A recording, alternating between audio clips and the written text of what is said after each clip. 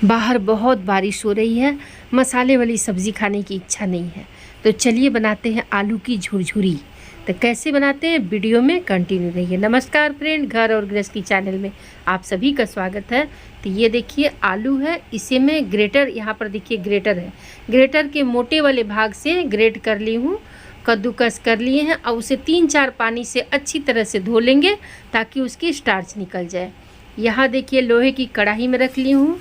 कढ़ाई में मैंने डाल दिया है सरसों के तेल, फिर जीरा और सूखी लाल मिर्च को तड़के के लिए यहाँ रख दी हूँ, तड़कने के लिए।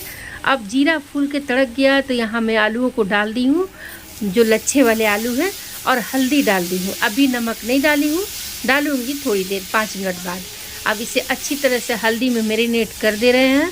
ये एकदम झुरझुरी भुजिया बनेगी, लाजवाब और बहुत क्रिस्पी क्रंची।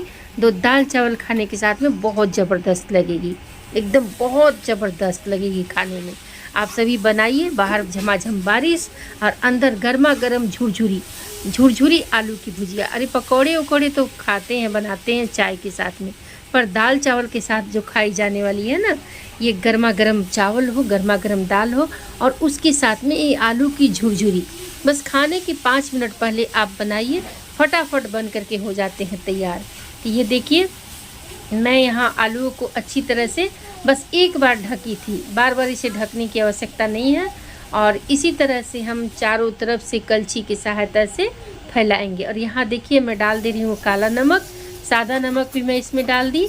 ज़्यादा नमक मत डालिएगा, आलू जो है ना ज़्यादा नमक नहीं लेते हैं।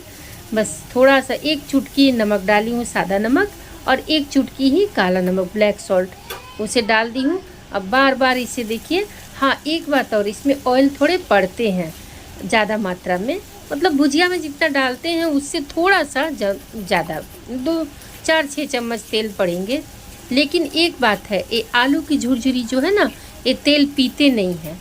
ये जब बन जाएंगे अच्छी तरह से क्रिस्पी क्रंची तो ऑयल जो है ना छोड़ देंगे।